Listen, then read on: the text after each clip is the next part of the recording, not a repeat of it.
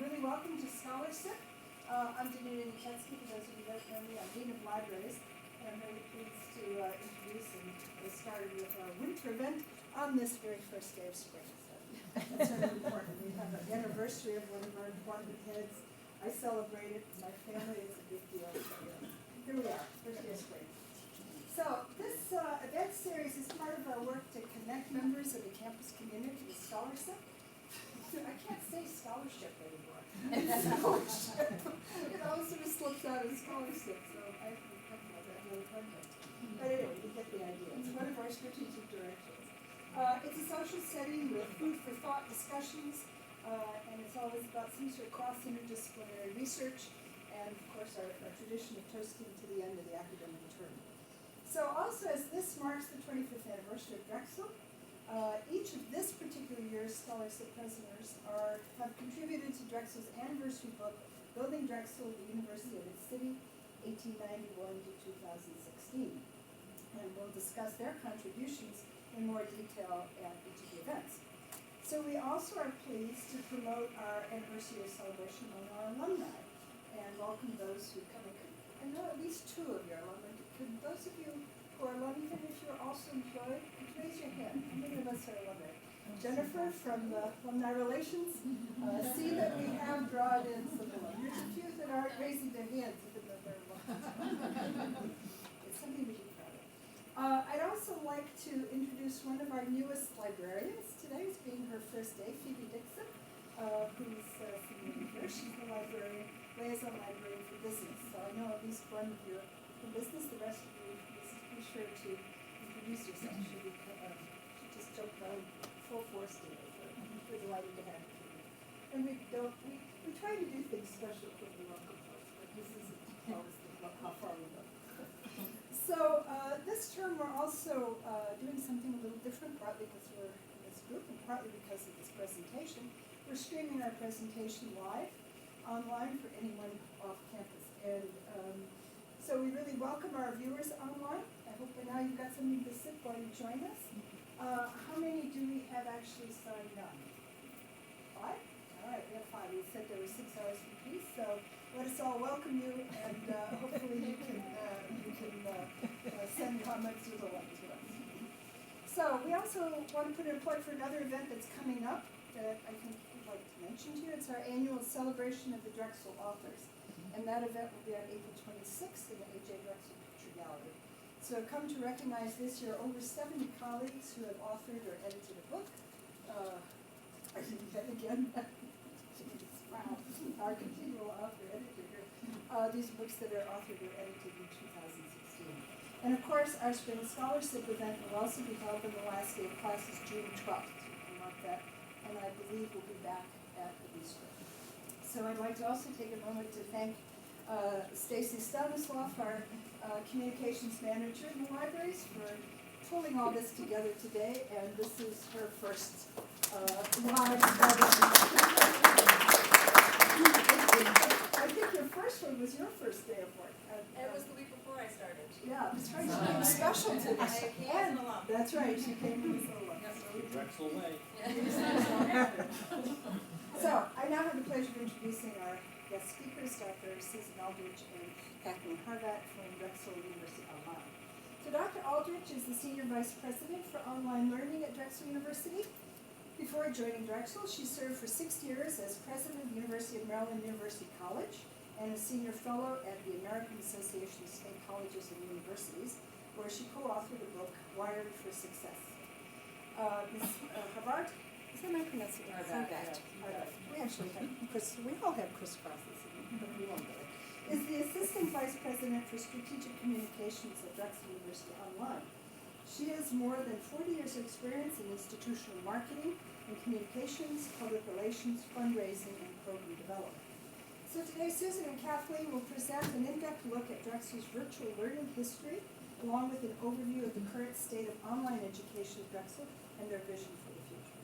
But before we turn it over to them, I'd like to invite you to raise your glasses to a toast to spring and the end of this weird winter term. And for those of you who are faculty, advice to be kind. I can verify, I can confirm. Students are studying their hearts out at the library. So give them a break and just give them a good grade.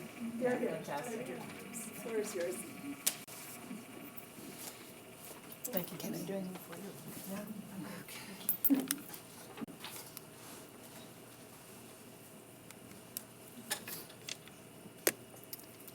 I want to give a shout out to all of those who are joining us remotely today. Hope that you're having a good time wherever you are. I want to start out by just saying that Drexel has always been at the forefront of technology. Truth is, Drexel has prepared whole generations of graduates to forge the emerging frontiers of technology. Take Paul Barron, for example, a 1949 graduate of Drexel School of Engineering who went on to join the research staff at Rand Corporation.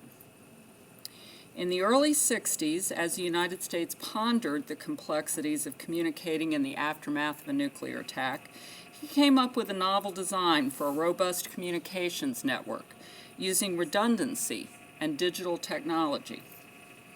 Of course, there were more than a few naysayers who poo-pooed his idea back then, but like the Drexel Dragon he was, Paul kept at it with his team, ultimately creating an innovative system they called ARPANET, which also laid the foundation for the World Wide Web and, ironically, online education as we have since pioneered it at Drexel. In fact, the growing popularity of personal computers and the advent of public access to the World Wide Web in the early 1990s made way for online higher education as we know it today, thanks to trailblazing institutions like Drexel University, with visionary leaders like then-President Konstantin Papadakis, better known as Taki, who saw how this emerging field might propel Drexel into the future. So when the university received one of 10 grants from the newly formed Sloan Foundation to begin exploring this concept, he jumped on the opportunity. And we began building a well-deserved reputation as a pioneer in online teaching and learning. In fact, Drexel was offering its first online courses by 1995, and in 1996 became the first university to unveil an accredited, fully online degree program, an MS in Information Systems, which was followed shortly by an MS in Library and Information Science. An ode to our friend Danuta here. Of course, in the infancy of virtual education, there wasn't much in the way of meaningful interaction between and among students and their professors like there is today. Still, it was a reasonable trade-off for the working adults who appreciated the chance to earn a degree on their own schedule, which set the stage for steady but slow online enrollment growth here at Drexel. Determined to keep moving with this trailblazing experiment, Taki set his sights on creating a cadre of champions on the academic front. And as the 1990s came to a close, he had attracted two outstanding advocates to help him in his push for online education. Dr. David Fensky, who was then the new dean of the College of Science and Technology, and Dr. Gloria Donnelly, the dean of the newly created College of Nursing and Health Professions. For Dave Fensky, it was the next big step in what was already a growing accomplishment, given that his college had launched the first degree programs in Drexel's online portfolio. For Gloria Donnelly, it was a way to help restore her college to financial health. So as she puts it, it didn't take much talking to convince my faculty. And not long after that, Dr. Ali Hushman, I think I said his name right, before my time, the dean of Goodwin College, joined Taki's circle of champions to offer undergraduate degree completion programs online. Meanwhile, the virtual campus concept was slowly gaining momentum, inspiring tech companies to enter the market with interactive web-based learning management systems like WebCT and Blackboard. After some debate, Drexel went with WebCT as its official LMS. In the interim, however, Dean Donnelly had begun using Blackboard, and believing that it was a superior option, she fought successfully to keep it for her college, and for those of us who know Dean Donnelly, we know that she did that, for sure. Of course, as it turned out, she was on to something big, and before long the university followed her lead, moving all of its online courses to the Blackboard platform, where they remain to this day.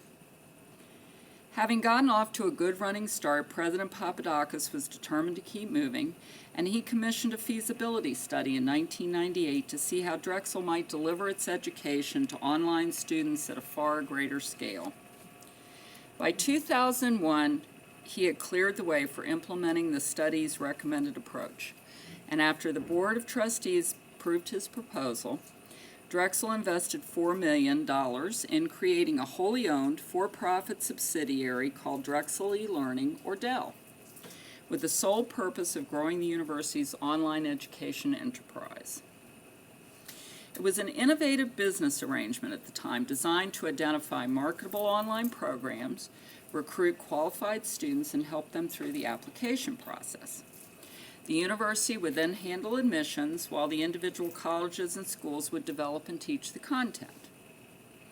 To ensure DEL's success, Taki established a separate board of trustees with himself as the chair.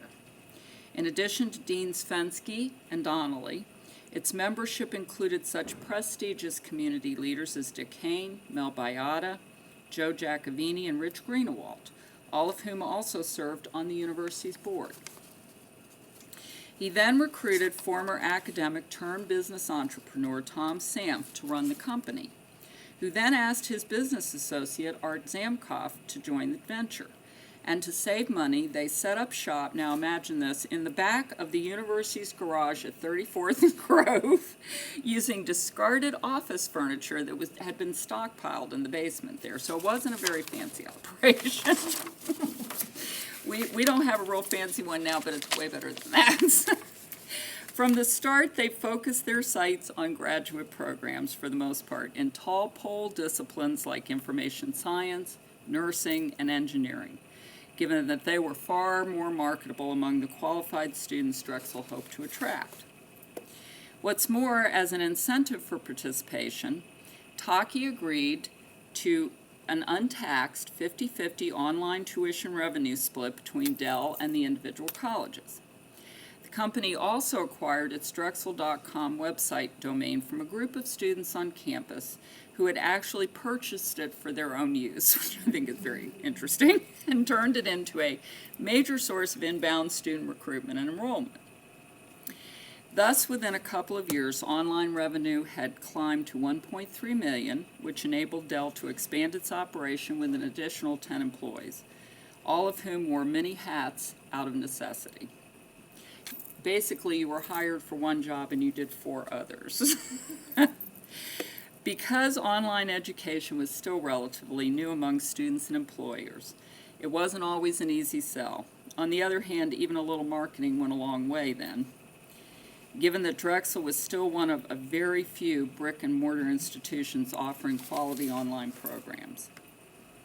And by boldly experimenting in the still uncharted waters of digital marketing, DEL forged new trends in student recruitment through direct-to-consumer, search engine, and email marketing. In fact, we really set the precedent for that in higher education, another pioneering move. At the same time, Tom and Art came up with a brilliant and certainly innovative business-to-business approach. The idea was to develop partnerships with corporations and organizations that provided tuition reimbursement and use them as a channel for recruiting students from among their employees. So they developed a simple agreement that included tuition discounts, or what we call savings now, for partner employees, and recruited a few good salespeople to get the ball rolling. As Drexel's College of Engineering launched a couple of its programs online, adding yet another marketable academic discipline to the university's online portfolio. Likewise, to boost the quality of Drexel's virtual offerings, DEL hired a small team of course designers. an essential strategy for building online student retention rates, and began marketing the university's virtual offerings under the Drexel University Online, or DUO, banner.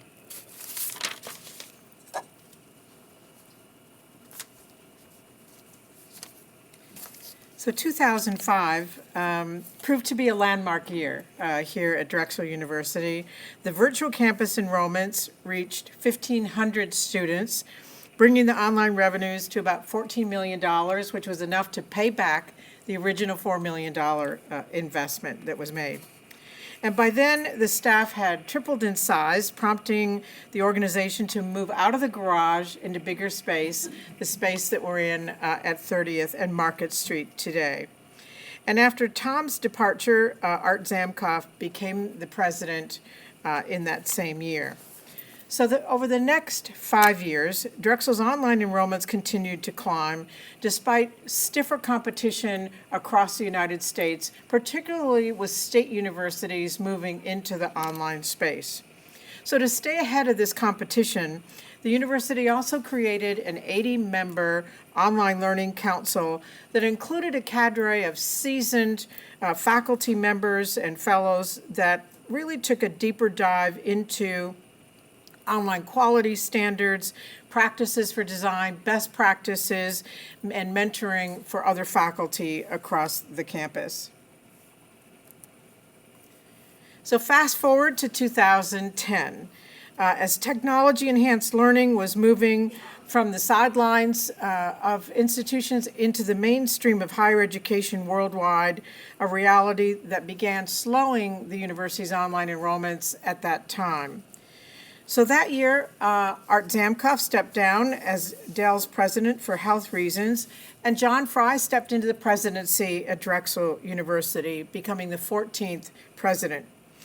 Underscoring President Fry's support for technology-enhanced education as one of 4 key areas for the university's growth and development in the future. So over the next 3 years that followed, President Fry and his executive team began exploring ways to create a more sustainable business model, because the enrollments had grown like this, and then the enrollments went like this. So they nearly plateaued during that time.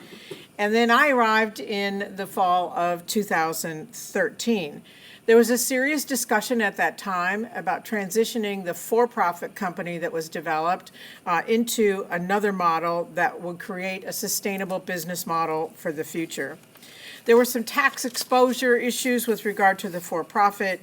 There was some negative public perceptions about for-profits at that time, and some of the faculty on the campus had some issues about the for-profit status. But remember, when President Papadakis launched this organization, he wanted to be able to launch it quickly along with the board, and I think that was one of the reasons that they created that structure.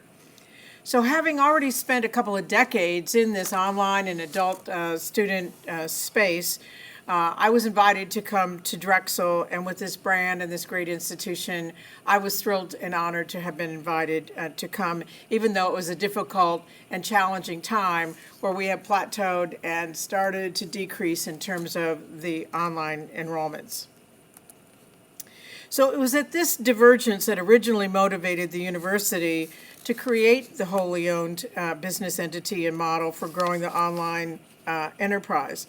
But to serve these students while also generating healthy tuition revenues and meeting the university's objectives, we really needed to find a student-focused solution that allowed Drexel University to continue operating efficiently and effectively. At the same time that Dell was transitioning to the university, the medical school was also transitioning to the university, and the Natural Science Museum had already made that transition. So this was all around the same time that these various entities were making major structural changes. The Drexel Board of Trustees embraced a nonprofit entity under the name of Drexel University Online, acting as a wholly owned and controlled division of the university, and that transition took place July 1st, 2015. So we went from Dell to Duo, which I like much better because I like to think we're kind of dynamic in our Drexel University online operation. So under this new arrangement, Duo continues to recruit and enroll students as we have in the past, work with our colleagues to identify new and emerging markets that fit this unique Drexel brand and our history of being technology enhanced and innovative. So we wanted to help faculty design engaging and accessible online courses. But as our board member, Joe Giacovini, who was a previous president of the board, is fond of saying, we have to constantly reinvent ourselves in order to position Drexel at the forefront of this increasingly technology-enhanced environment that we find ourselves in. We have to have the capacity for constant reinvention. And the board has supported us every step of the way from providing the $4 million investment to helping to lead us today. We're so fortunate compared to other institutions that the Board of Trustees believes in technology and enhanced education, knows that this is part of our future and wants to support us. And at other institutions, it may be the president and it may be the senior leadership and forward-thinking faculty members. At this institution, from our Board of Trustees through the senior leadership, we have support for increasing our technology-enhanced education. So we're expanding our focus on continuous innovation when it comes to enhancing the virtual student experience. Today, we're serving students in 20 countries in all 50 states. There are over 7,000 individual students that are taking online courses at Drexel University. So our team at Drexel University Online has launched a free online course that allows prospective students to test drive the Blackboard learning environment before they enroll. 50% of the online students who come to us have never taken an online course before. 50% of them have their employers paying for a major portion of their tuition. They don't want to fail twice. They don't want to take the risk that they can't be successful in their courses, but they also don't want to fail in front of their employers and have to repay the tuition because they didn't do well. So they're under a lot of pressure, and they haven't taken courses in this online environment before. So today the average age is 38 years old. They're coming back to school predominantly for graduate courses and programs, and we want to give them a chance to succeed. So now this award-winning free test drive that we designed over the last 2.5 years, and many of you have participated in as ambassadors, has been extremely successful. So how is it working? Over 5,500 prospective students have taken this free test drive. It's a week-long free course that gives them the chance to test out and see what it's like to be an online student. It's fun, it's interesting. We capture a lot of marketing information because they give us a lot of information in these courses, but they get ready for a Drexel University degree program online. So our team has also created an onboarding orientation for the online students. And before last year, we didn't have an orientation program for the online students. So a specially designed program was created just for them. And we have faculty and staff from across the university that are in and out of both the test drive as well as the orientation, supporting these students, giving them information so that they can be successful in an online program here. We also wanted to further the university's pioneering vision as a technology-enhanced education institution, as innovators in education, and as continuous innovators. So we've done a number of things. We're so fortunate. I want to thank Danuta for her great leadership putting together the ScholarSip program. I can't say scholarship anymore either. I say scholarship, and people say, "What did you just say?" And so I think we're so lucky to have Jay Bott and the team in this library that are always interested in doing new and innovative things for us. I've worked at many universities. I was a president of a university, a vice chancellor. I'm telling you, I never had the talent around me that we have here at Drexel, and so I sincerely thank you, Danuta, and your team. We wanted to create an opportunity to give faculty a low-risk environment to explore new technologies and give them opportunities to think about what they might be able to add to their courses. So we created a tech lending library for faculty. And in a small way, as we had small amounts of dollars here and there, we would purchase Google Glass. We would purchase high-end digital stethoscopes. We would purchase HoloLens to be some of the first adopters in this space. And we teamed up with the library. We wanted to create a very simple way that faculty could check out technology like they check out a book, and wander around the city with them to explore opportunities with their students in their class, to just enjoy the technology with no risk and just see what happens. The only thing is that they can't allow their kids or their dog to step on the technology because some of this stuff is very expensive. But by creating these low-risk environments, we're exploring ways in which our faculty can engage their students, even in face-to-face classes, with new technology enhancements. And the library has given us an opportunity to allow faculty to go to a central place and to check out the technology, and they can email my team that will show them how to utilize that technology for the future. We've also utilized events like collaboratories. It says play on words of collaborate in a laboratory, where the faculty and staff who've invented software and new technological enhancements and new ways to deliver education with technology enhancements can have a few adult beverages at the end of the afternoon like this and set up tables around the room where you can go and see what your colleagues are doing. It always helps when it's like around 4 in the afternoon and they can stop on their way home. But we get to profile and see what our faculty are doing and the great innovation that continues to occur at Drexel University. We're also working with the Online Learning Council.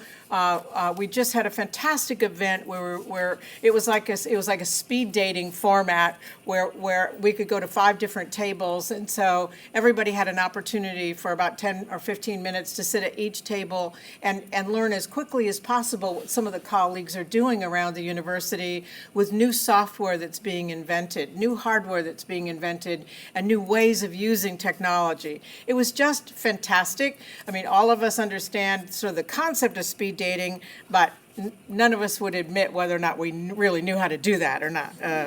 We didn't want to go that far, but we certainly had a lot of fun at that event. So it's an opportunity for us to continue to promote technology-enhanced learning and teaching and also research in this space.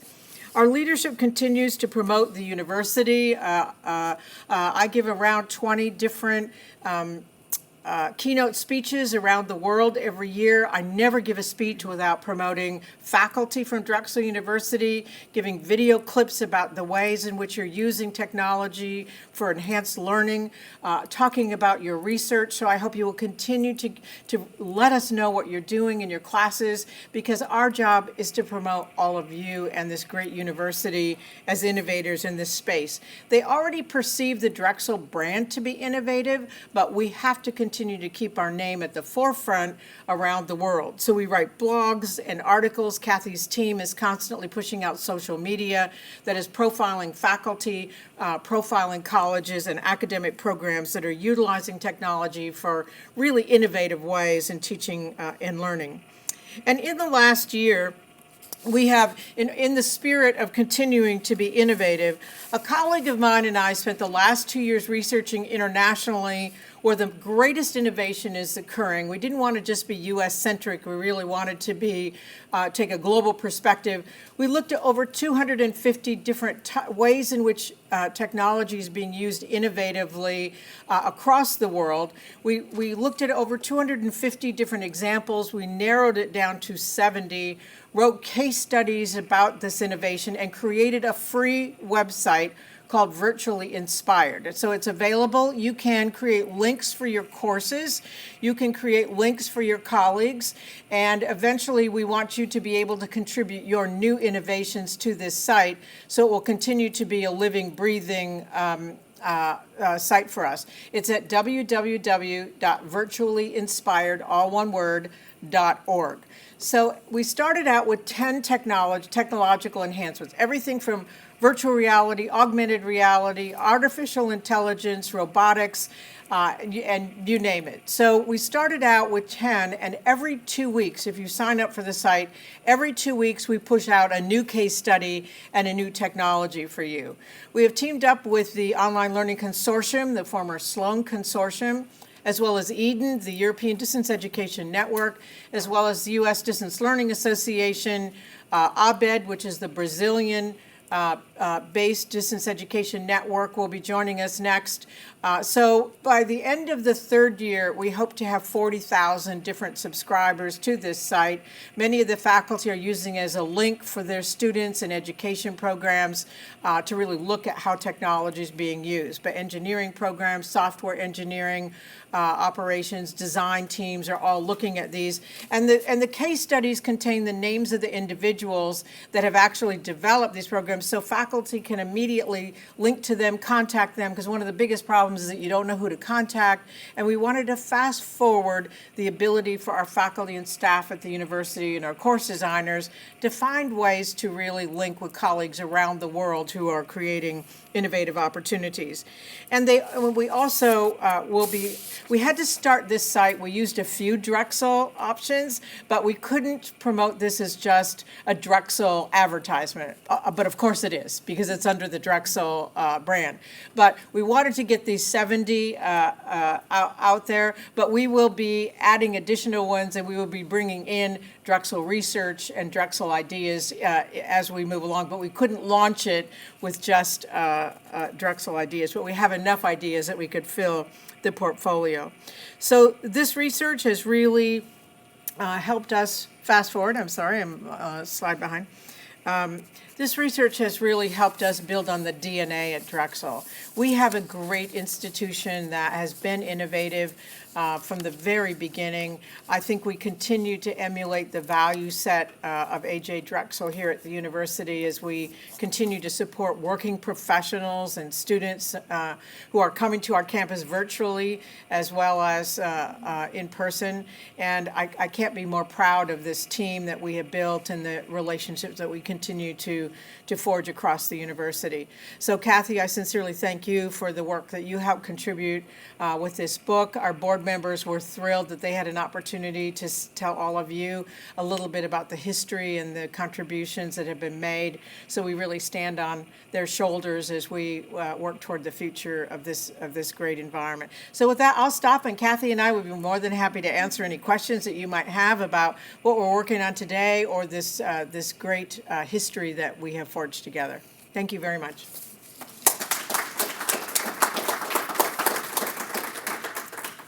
Questions? Yes, please. Is the test drive required for a new graduate student online? So any prospective student that are interested in coming, or even an existing student, can go into our test drive. We run the test drive every term. It's a 1-week class, so any of our students are welcome to join in, and we use ambassadors from all across the university. So the students can go in, and if they want to communicate with existing faculty in a program, if they want to talk about library services or career services, or if they're interested in chatting with a current student in a program to see what their experience is like, or an alumnus of a particular program. We have these connections that we've built into the test drive, so anyone is willing to come in, and even any of you, if you're interested in signing up and just experiencing what it's like. It lasts a week, but the prospective students are in and out. You know, they might be in for an hour each day. Some might be in for 2 hours. But what's stunning is that we have some people who spend 20 hours in a week just in this website. And you know, my question was, are these our competitors who are trying to steal our idea, or why are they spending so much time in this site? And but no, these are prospective students. But the most important part is not that this is award-winning, creative, and innovative, because nobody else in the country is doing this. The students are twice as likely to enroll if they've participated in the test site, and their retention rate goes up because they're ready. It's not required. It's not mandatory. It's not compulsory. No. And neither is the orientation. It's not compulsory, but we find that the students come back and back because there was a piece of information that was in there that now they know they need it, and so they continue to go back even though they are current students. Other questions or comments? Maybe you have some. Yes? So, I teach online courses in history department, and I'm curious about how Drexel University Online coordinates with all the other online courses that are offered in all the different departments and colleges around the university. Is that, if we teach an online course, are we automatically teaching for Duo? Or is there some kind of separation there, or how does that work? Yeah, so we work a little differently with each of the colleges. If you're teaching online courses for students on the campus, you have slightly different students. This over 7,000 students at Drexel University Online is recruiting our working professionals. 70% are in graduate programs. They can't come to campus. 90% could never come to campus because they don't live here. So they're slightly different student populations than the face-to-face students who come to have the campus experience, but to take some online courses. But of course, our course designers, our staff are working well together.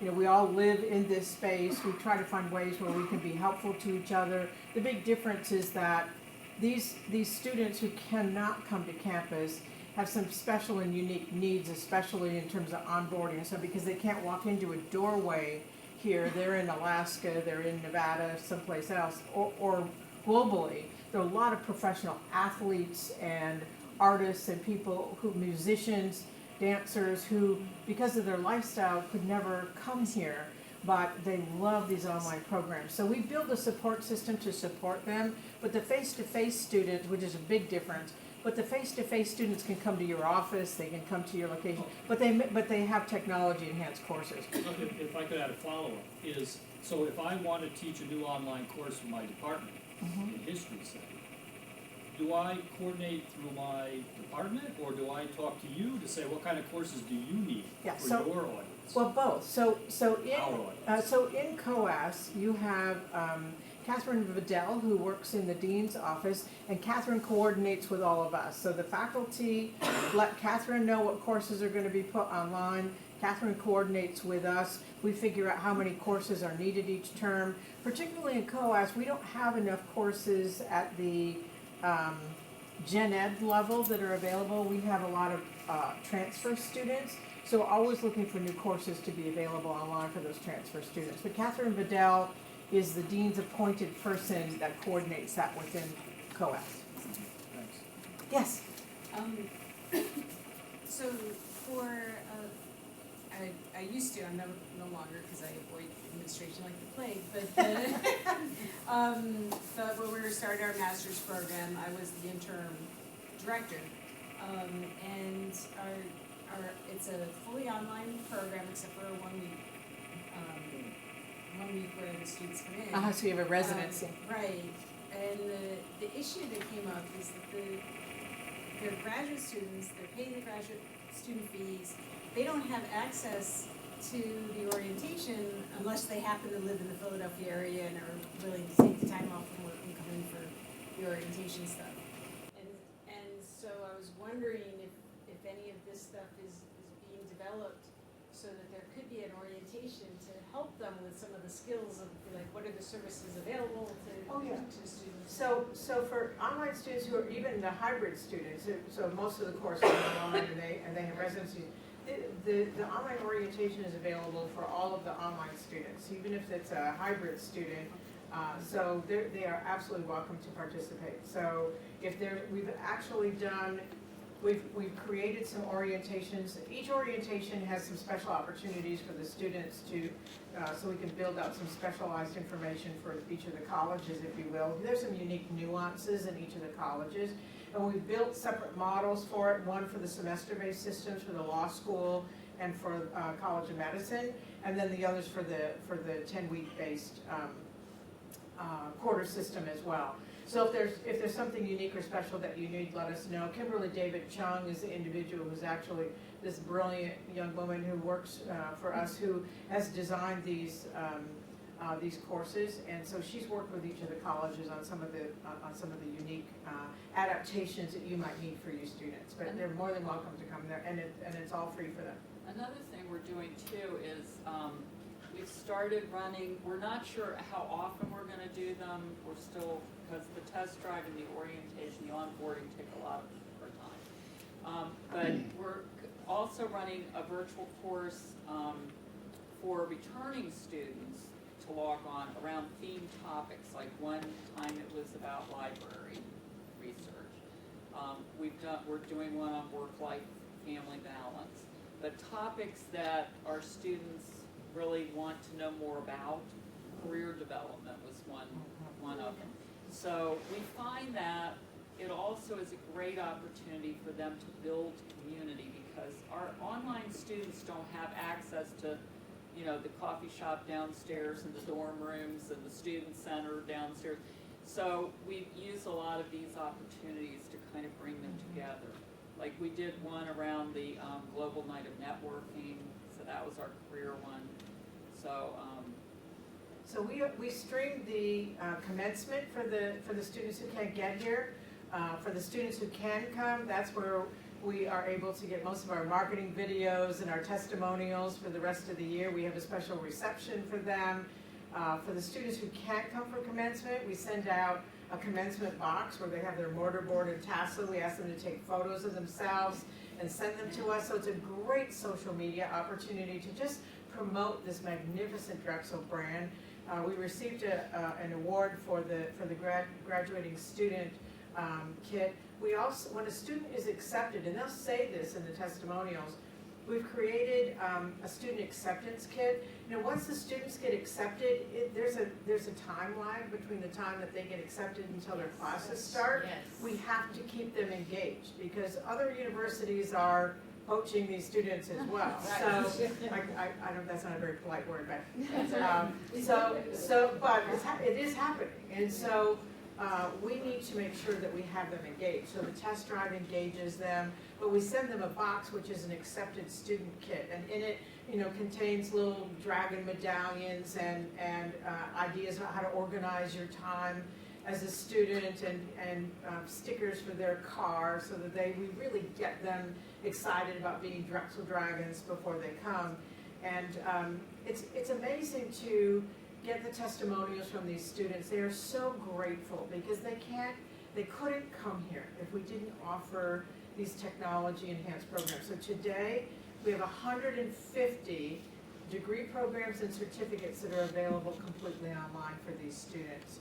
And we have professional basketball players, we have professional tennis players, we have professional skiers that take our online courses and have sometimes hilarious stories about what it takes for them to persevere. They're in other countries that don't have broadband, and so they're scared to death that the internet's gonna shut off before they can submit their assignments and their tests in different time zones. So the first thing they learn are different time zones around the world, and what the due dates are in the time zone wherever it is they are.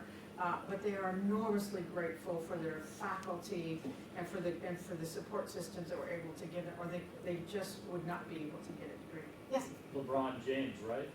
No. No? I don't think LeBron James was a. I'm sure he is. Right.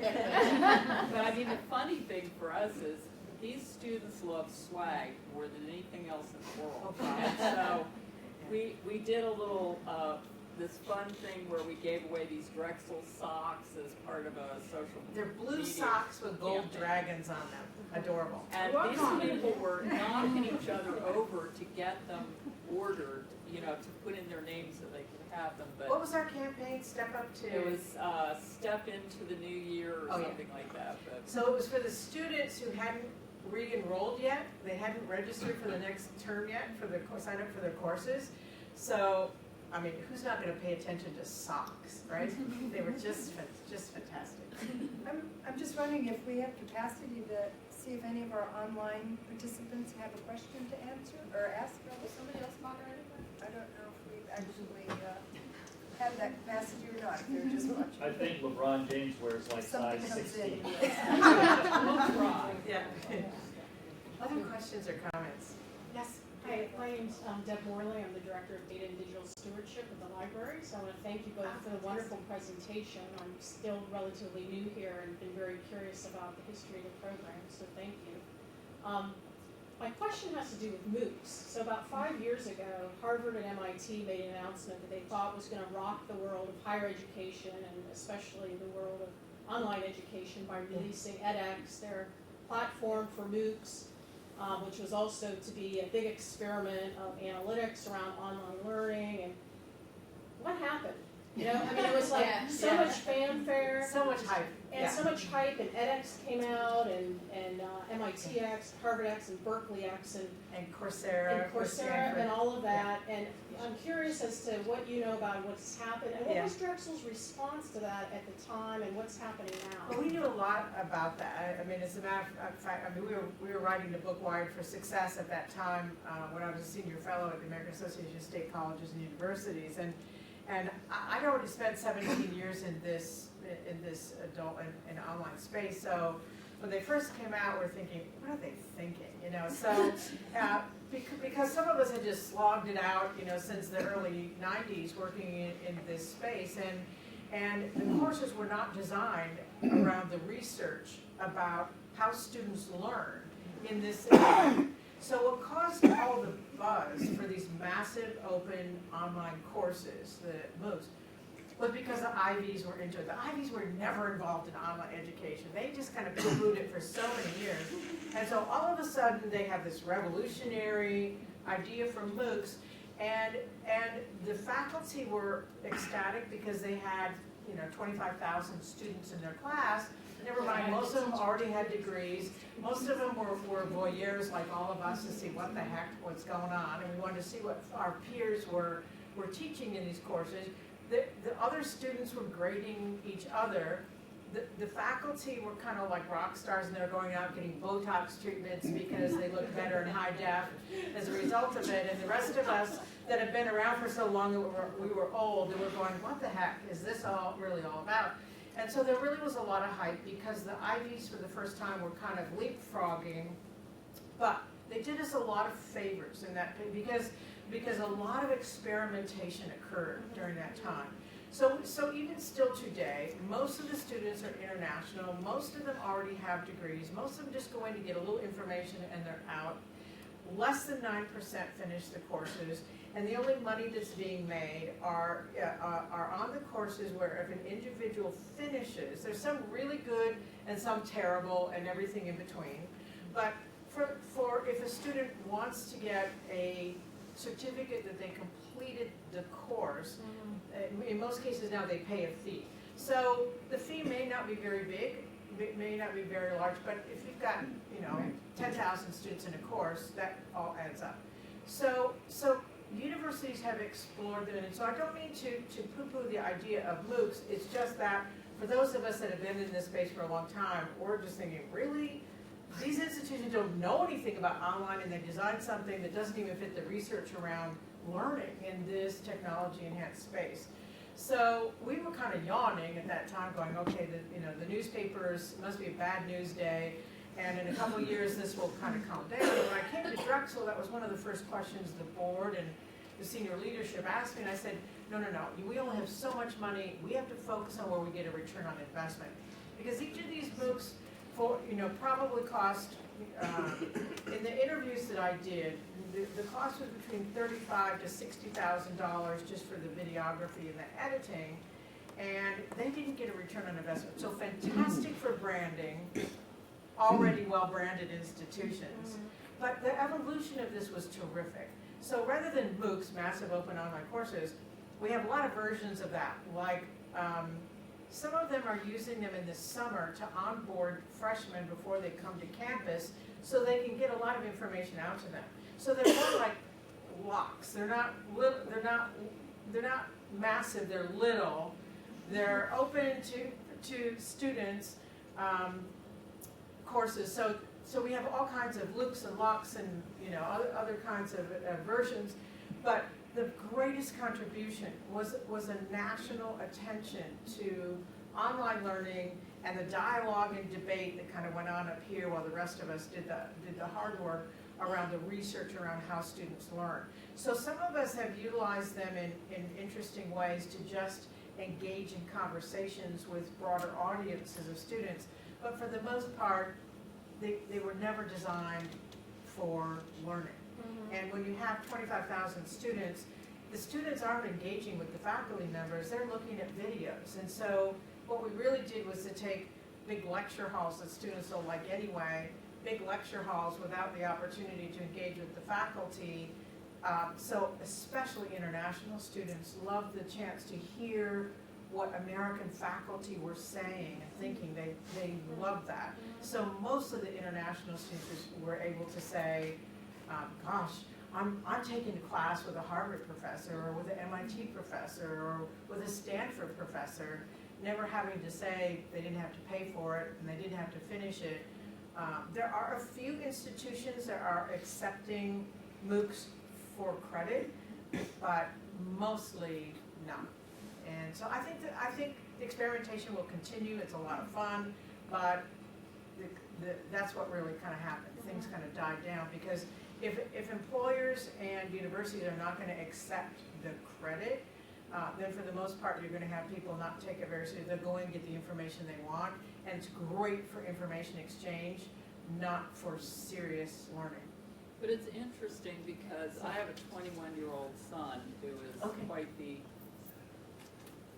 I call him an extreme learner because he's always going out looking for new things to read and watch. And he's been following some psychology professor from somewhere who you would think this was, biggest movie star out there because every time he watches, he has a series on YouTube. So he didn't go the MOOC route, he just went. And every time Zach watches one of his latest in the series, I get like 47 texts as he's going through to tell me everything this guy's saying. But, so I think the younger generation is still seeking that kind of, what I call extreme learning, but not from the MOOC world, but just they seek it out on their own. They find these different video series. So it's interesting to me. So, I'm thinking, did we have one question from the online? And then that might be our last one and have a chance to. It should be a quick one, I think, maybe. The question is from Professor Holtz. Are you planning on creating a timeline of this wonderful history? Timeline of what? This wonderful history. Oh, well, of course. Thank you, Dr. Holt, for that. Absolutely, and I think you'll enjoy the chapter in the book. It's an interesting walk through history in terms of our evolution, and we learned a lot in the process. It was great fun interviewing a number of individuals. And again, thank you all for coming today.